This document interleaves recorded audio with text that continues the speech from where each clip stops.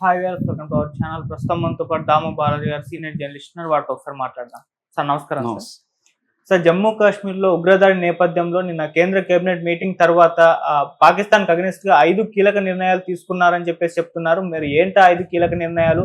దీనివల్ల పాకిస్తాన్కి ఏ విధంగా నష్టం జరిగే అవకాశం ఉంది? అండ్ ఈ చర్యల ద్వారానే ఉంటుందా, లేకుంటే ఇంకేమన్నా యుద్ధం రావడం కానివ్వండి, లేకుంటే సర్జికల్ స్ట్రైక్ చేయడం కానివ్వండి, ఇటువంటివి ఏమన్నా చేస్తారంటే మిలిటరీ విభాగం ద్వారా ఎటువంటి నిర్ణయాలు తీసుకునే ఛాన్సెస్ ఉన్నాయి?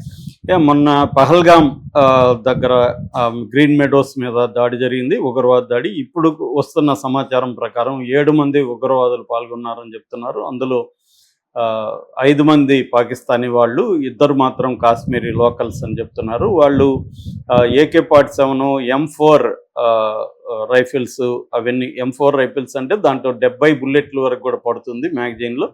అట్లాగే AK-47లో 30 బుల్లెట్స్ ఉంటాయి. 2 కూడా సెమీ ఆటోమేటిక్ 2 ఉంటాయి. ఆటోమేటిక్ ఆప్షన్లో పెడితే ఇట్లా మనం ట్రిగ్గర్ మీద వేలు పెట్టుకుంటే మొత్తం 30 బుల్లెట్లు ఖాళీ అయిపోతాయి అన్నమాట. దాన్ని ఆటోమేటిక్ అంటారు. సెమీ అంటే వేల్ని మనం ఎన్నిసార్లు ఇది చేస్తే అన్ని బుల్లెట్లు వెళ్తుంటాయి. సో అటువంటి ఒక హైఫై గన్స్ని తీసుకొచ్చారు. రెండవది, వాళ్ళు బాడీ కెమెరాస్ కూడా తగిలించుకొని వచ్చారు. అంటే బాడీ కెమెరాస్ ఉండడం వల్ల ఏమవుతుందంటే జరిగేదాన్ని వీళ్ళ పాయింట్ ఆఫ్ నుంచి షూటింగ్ కూడా చేశారు.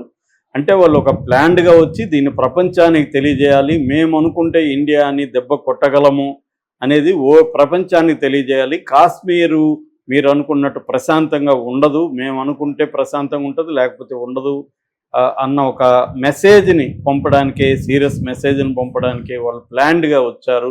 Well trained, very modern training వాళ్ళకు ఉంది అనేది చెప్తున్నారు. అట్ ద సేమ్ టైం రోజుకి 1000 మంది ప్రయాణికులు అక్కడికి టూరిస్టులు వచ్చే ప్లేస్లో ఎందుకు ఒక చిన్న పోలీస్ అవుట్ పోస్ట్ కూడా లేదు, ఒక ఆర్ముడ్ స్క్వాడ్ ఎందుకు అక్కడ పెట్టలేదు? పైగా అమర్నాథ్ యాత్ర కూడా అక్కడి నుంచే మొదలవుతుంది. రిజిస్ట్రేషన్లు మొదలైనవి. జూలై 3 నుంచి అమర్నాథ్ యాత్ర ఉంటుంది. ఈ పహల్గామ్ దగ్గర నుంచి అమర్నాథ్ యాత్ర కూడా ప్రధానంగా మొత్తం 2 రూట్లు ఉంటాయి, ఒకటి ఇక్కడ నుంచి ఉంటుంది. సో ఎందుకు ఇంత కీలకమైన రోజుకి 1000 మంది టూరిస్టులు వస్తున్న ప్లేస్లో కనీసం ఒక 4 పోలీసులు, సాయుధమైన పోలీసులు కూడా లేరు అన్న ఒక చర్చ కూడా ఇప్పుడు జరుగుతుంది. ఇది ఖచ్చితంగా మన ప్రభుత్వం తరఫున జరిగిన పెద్ద తప్పు. కాశ్మీర్ లాంటి ప్లేస్లో టూరిస్టులు రోజుకి 1000 మంది వస్తున్న చోట మినిమం సెక్యూరిటీ ఉండాలి కదా అనేది అందరూ అడుగుతున్న ప్రశ్న. ఏది ఏమైనప్పటికీ ఇప్పుడు ఇండియా రియాక్ట్ అవ్వాలి. ఇండియాని అతిపెద్ద దారుణమైన దెబ్బ తీసింది. దీనికి ఆల్రెడీ మన ప్రజలు కావచ్చు, మీడియా కావచ్చు, అందరూ కూడా ఏకదాటి మీద ఖండించారు, ఎమోషనల్గా నిలబడుతున్నారు. మొత్తం కాశ్మీర్ మొత్తం 35 ఏళ్ల తర్వాత మొదటిసారి కంప్లీట్ బంద్ జరిగింది. ముస్లింలు కావచ్చు, హిందువులు కావచ్చు, కాశ్మీర్లో ఉన్న సకల జనాలు రోడ్ల మీదకి వచ్చి నిరసన తెలియజేశారు. సో ఇది అపూర్వమైన విషయం. ప్రభుత్వం కూడా చాలా క్విక్గా స్పందించింది. ఇమీడియట్గా అమిత్ షా కాశ్మీర్ వెళ్ళిపోయాడు. ఆయన బాధితుల కుటుంబాలని ఓదార్చాడు. అట్లాగే అక్కడ ఉన్న అధికారులతో అందరితో సమావేశమయ్యాడు. అట్లాగే మోడీ కూడా జెడ్డా నుంచి తన పర్యటనని అర్ధాంతరంగా ముగిచ్చేసుకొని సౌదీ అరేబియాలో పర్యటనని మోడీ వచ్చాడు. ఎయిర్పోర్ట్లోనే దావెళ్ళు ఆయన మిశ్రా వీళ్ళతో అంతా కూడా సమావేశమయ్యాడు. జయశంకర్ వీళ్ళందరూ కూడా ఎయిర్పోర్ట్లోనే మోడీని కలిశారు. ఎయిర్పోర్ట్లోనే మోడీ వాళ్ళతో సమావేశమయ్యాడు. దాని తర్వాత క్యాబినెట్ కమిటీ ఆన్ సెక్యూరిటీ, దీంట్లో అన్ని రకాల డిఫెన్స్ సంబంధించిన అందరూ ఉంటారు. ఈ కమిటీ 25 గంటల పాటు సుదీర్ఘమైన సమావేశం జరిపారు. సో మన ముందున్న ఆప్షన్స్ ఏంటి? ఇప్పుడు మనం పాకిస్తాన్కి యాంటీగా ఎటువంటి చర్యలు తీసుకోవాలి అంటే, 1 డిప్లొమాటిక్ చర్యలు, 2 జియో పొలిటికల్ చర్యలు, 3వది ఎకనామిక్ శాంక్షన్స్ లాంటివి, 4వది మిలిటరీ పరమైనవి. ఈ 4 రకాల చర్యల్ని మనం ఎలా చేపట్టాలి అనే దగ్గర ముందు డిప్లొమాటిక్ అండ్ ఎకనామిక్ ఈ 2 చర్యలు స్టార్ట్ చేశారు. పొలిటికల్గా ఆల్రెడీ మనకి దాదాపు అన్ని దేశాల నుంచి మనకి మద్దతు లభించింది. ఓన్లీ కొన్ని సెక్షన్స్ ఆఫ్ వెస్టర్న్ మీడియా మాత్రమే వాళ్ళని ఉగ్రవాదులుగా, టెర్రరిస్టులుగా చెప్పకుండా ఏదో అన్ఐడెంటిఫైడ్ అసైలెంట్స్ అని, మిలిటెంట్స్ అని, గన్మెన్ అని ఇలాంటి సంబోధనలు పెట్టి చేశారు తప్ప ఇది ఒక టెర్రరిస్ట్ యాక్ట్గా వెస్ట్రన్ మీడియా, బీబీసీతో సహా వెస్ట్రన్ మీడియా వాళ్ళు దీని మీద సరిగ్గా స్పందించలేదన్న విమర్శ ఉంది. కానీ అనేక దేశాల అధ్యక్షులు including America, France, Germany, UK, including China అందరూ కూడా దీన్ని ముక్తఖండంతో ఖండించారు. ఆ రకంగా మనకి జియో పాలిటిక్స్లో మనకి మంచిగానే ఉంది. సో ఇక ఎకనామిక్ అండ్ డిప్లొమాటిక్ చర్యలు అయితే ఒక 5 చర్యల్ని మోడీ ప్రభుత్వం తీసుకునింది. ఇందులో మొదటిది ఇప్పటి వరకు సింధు వాటర్ ట్రీటీ అంటారు దీన్ని, సింధు నీటి ఒప్పందం మనకి పాకిస్తాన్కి మధ్య 1960 సెప్టెంబర్ 19లో నెహ్రూ ప్రభుత్వం ఉన్నప్పుడు జరిగింది. నెహ్రూ కరాచీకి వెళ్ళి అయూబ్ ఖాన్ నెహ్రూ మధ్య ఈ ఒప్పందం మీద సంతకం జరిగింది. ఇప్పటి వరకు ఈ ఒప్పందాన్ని మనం ఎప్పుడు కూడా ఉల్లంఘించలేదు. 1960 నుంచి కూడా దాదాపు కార్గిల్తో కలుపుకుంటే 3 యుద్ధాలు వచ్చాయి పాకిస్తాన్కి. మనకి 3 యుద్ధాలు కావచ్చు, ఉరి లాంటిది, పుల్వామా దాడి ఇలాంటివి జరిగినప్పుడు కూడా ఎప్పుడు కూడా మనం ఈ యాంగిల్లో మనం ట్రై చేయలేదు. ఈ ఒప్పందాన్ని ఆపేయడం, వాళ్ళకి నీళ్లు ఆపేయాలి అన్నది మనం ఎప్పుడు చేయలేదు. ఫస్ట్ టైం ఈ చర్య తీసుకున్నాడు మోడీ ప్రభుత్వం. ఇదేంటి అసలు, దీనివల్ల పాకిస్తాన్కి ఏ నష్టం అంటే, మనకి పాకిస్తాన్కి మధ్య దాదాపు 6 నదులు ఉన్నాయి. సింధు నది, దాని ఉపనదులు అనమాట ఇవి. ఇందులో 2 రకాలుగా డివైడ్ చేస్తారు. Eastern reverse, western reverse. అంటే తూర్పు నదులు, పశ్చిమ నదులు. తూర్పు నదులు వచ్చి సట్లజు, బియాసు, రావి, ఇవి 3 రకాలు ఉంటాయి. అట్లాగే వెస్ట్ నదులు జీలము, చేనాబు, సింధు, ఈ 3 వెస్ట్ నదులు ఉంటాయి.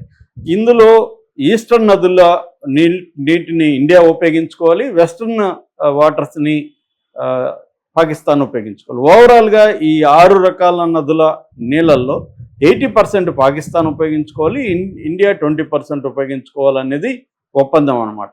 ఈ ఒప్పందాన్ని మనం ఎప్పుడు బ్రేక్ చేయలేదు. ఇదే కాకుండా ఒక్కొక్కసారి మనకిచ్చిన 20%లో కూడా పాకిస్తాన్ వాడుకోవచ్చు ప్రత్యేక పరిస్థితుల్లో, విద్యుత్ కోసం, ఇంకో దానికోసం ఇండియా పర్మిషన్తో. అట్లాగే పాకిస్తాన్ కేటాయించిన 80% వాటర్స్లో కూడా మనం కూడా వాడుకోవచ్చు. ఇలాంటి ఒప్పందం అయితే జరిగింది. ఇది ఇంటర్నేషనల్గా అగ్రీడ్ అయిన ఒప్పందం. దీనివల్ల పాకిస్తాన్కి చాలా లాభం జరుగుతుంది. ఎందుకంటే దీన్ని బేస్ చేసుకుని అక్కడ 2 డ్యామ్స్ ఉన్నాయి. మంగళా డ్యామ్, తర్చలా డ్యాము. ఇది 10% వాటర్స్ని ఇస్తుంది. పాకిస్తాన్ పాపులేషన్లో దాదాపు 23% నేషనల్ ఇన్కమ్, జాతీయ ఆదాయము వ్యవసాయం నుంచే వస్తుంది. 68% మంది ప్రజలు, రూరల్ పాపులేషన్, వ్యవసాయం మీద ఆధారపడిన ఇది. ఈ వాటర్స్ని పాకిస్తాన్ 3 రకాలుగా ఉపయోగించుకుంటుంది. ఒకటి ఇరిగేషన్కి, వ్యవసాయానికి. 2 దాని ఏమంటారు, ఇండస్ట్రియల్ పర్పస్, పరిశ్రమల కోసం, సిమెంట్ పరిశ్రమ ఇలాంటి వాటికి వాటర్ ఎక్కువ అవుతుంది కాబట్టి పరిశ్రమల కోసం. 3 తాగునీటి అవసరాల కోసం. ఇది ఎక్కువగా పంజాబ్ అండ్ సింధ్, పాకిస్తాన్లో కూడా పంజాబ్ అని ఉంది, పంజాబ్ సింధ్ ప్రావిన్సెస్ అంటారు. ఆ ప్రావిన్సెస్కి ఈ వాటర్ని ఎక్కువగా ఉపయోగిస్తున్నారు. సో ఇప్పుడు ఈ వాటర్ని కట్ చేస్తుంది, సస్పెండ్ చేస్తుంది. ఈ ఒప్పందాన్ని కంప్లీట్గా రద్దు చేయట్లేదు, సస్పెన్షన్లో పెడతాము. అంటే పాకిస్తాను తన టెర్రరిస్ట్ కార్యక్రమాలు ఆపే వరకు మేము సస్పెన్షన్లో పెడుతున్నాం అనేది అనౌన్స్ చేసింది. ఇది పెద్ద దెబ్బ పాకిస్తాన్కి. ఆల్రెడీ వాళ్ళు వాటర్ స్కార్సిటీతో ఉన్నారు. ఇది ఎందుకంటే 154 మిలియన్ల ఏకర్ ఫీట్ అంటారు, ఏకర్ ఫీట్ వాటర్ని అందిస్తుంది వాళ్ళకి. సో అటువంటి ఏకర్ ఫీట్ వాటర్ అనేది ఇప్పుడు ఆగిపోతే పాకిస్తాన్ విలవల్లాడిపోతుంది. ఎందుకంటే ఆల్రెడీ సమ్మరు, అక్కడ వాటర్ స్కార్సిటీ బలంగా ఉంది. అటువంటిది మనం కానీ ఇప్పుడు ఆపేస్తే చాలా పెద్ద దెబ్బ అనొచ్చు. ఇది ఎక్స్ట్రీమ్ చర్యగా మనం చెప్పుకోవచ్చు మోడీ తీసుకుంటున్న చర్యలో. ఇక రెండవది ఇంటగ్రేటెడ్ చెక్ పోస్ట్, అట్టారీ అంటారు. ఇది పంజాబ్లో, మన దేశంలో ఉండే పంజాబ్ అమృత్సర్కి 28 కిలోమీటర్ల దూరంలో ఉంటుంది. ఈ అట్టారీ చెక్ పోస్ట్ని మూసేశారు. అంటే పాకిస్తాన్ నుంచి ఇటు రావడానికి లేదు, ఇటు నుంచి అటు పోవడానికి లేదు. దీనివల్ల పాకిస్తాన్కి పెద్ద దెబ్బ తగులుతుంది. ఇది 120 కిలోమీటర్ల వైశాల్యం పొడవుతో ఉంటుంది. ఇది ఏంటంటే క్రాస్ బార్డర్ ట్రేడ్ దీంట్లో జరుగుతుంది. ఆఫ్ఘనిస్తాన్ నుంచి పాకిస్తాన్ ట్రేడ్ కూడా ఈ రూట్లో ఉంటుంది. నేషనల్ హైవే నెంబర్ 1కి దగ్గరగా ఉంటుంది అన్నమాట. అందువల్ల పాకిస్తాన్కి ట్రేడ్ ఎఫెక్ట్ అనేది బలంగా పడుతుంది. దానివల్ల పాకిస్తాను ఆల్రెడీ వ్యవసాయం మీద, ఇండస్ట్రీ మీద వాటర్ లేకపోవడం పడుతుంది. దీనివల్ల ఫుడ్ గ్రెయిన్స్ వాళ్ళకి తగ్గిపోతుంది, ఇండస్ట్రియల్ ప్రాబ్లమ్స్ వస్తాయి, పవర్ ప్రాబ్లమ్స్ వస్తాయి. ఈ రకంగా పాకిస్తాన్ ఆల్రెడీ సంక్షోభం నుంచి ఇప్పుడిప్పుడే తేరుకుంటుంది. దీనివల్ల మరింత సంక్షోభం, ఆర్థిక సంక్షోభంలోకి పాకిస్తాన్ వెళ్ళిపోతుంది. ఇది మిలిటరీ యాంగిల్లో కంటే కూడా గొప్ప చర్యగా మనం చెప్పుకోవచ్చు ఈ రెండు విషయాలు. ఇది కాకుండా వీసాల్ని మనకు మామూలుగా స్పెషల్ వీసాలు అంటారు, వాటిని ఎస్పీఎస్ వీసాలు అంటారు. సార్ ఒప్పందంలో భాగంగా చేశారు. ఆ వీసాలను రద్దు చేసింది. వితిన్ 48 అవర్స్లో వెళ్ళిపోవాలని చెప్పింది. పాకిస్తానీ సిటిజన్స్ ఎవరు ఇండియాలో ఉన్నా వితిన్ 48 అవర్స్లో వెళ్ళిపోవాలి. అది మూడవది. నాలుగవది, మన అక్కడ పాకిస్తానీ ఎంబసీలో మన వాళ్ళు డిప్లొమాట్స్ వాళ్ళు దాదాపు 55 మంది ఉంటే అందులో 25 మందిని వెనక్కి పిలిపిస్తుంది. 30 మంది మాత్రమే ఉంటారు. అది నాలుగవది. ఇక ఐదవది, డిఫెన్సు, ఆర్మీ, నేవీ, ఎయిర్ ఫోర్స్కి సంబంధించిన అడ్వైజర్స్, పాకిస్తాన్ అడ్వైజర్స్ మన దేశంలో ఉన్నారు, మన దేశంలో ఉండే అడ్వైజర్స్ అక్కడ ఉన్నారు.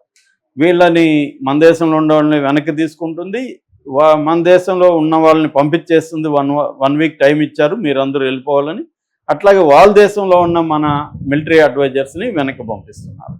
అంటే మిలిటరీ పరంగా చర్యలు తీసుకుంటున్నారు, తర్వాత ఎకనామిక్ పరంగా తీసుకున్నారు, పొలిటికల్గా కూడా అంటే డిప్లొమసీ పరంగా కూడా చర్యలు అయితే తీసుకున్నారు. ఇవి అయితే పాకిస్తాన్కి పెద్ద దెబ్బ. కాకపోతే ఇది సరిపోదు, మిలిటరీ యాంగిల్లో దెబ్బ కొట్టాలి. ఒకప్పుడు మనం ఎలాగైతే బాలాకోట్ ఎయిర్ సర్జికల్ స్ట్రైక్ చేసామో అలా చేయాలి అనేది ఇప్పుడు ఇండియాలో వస్తున్న ఇది.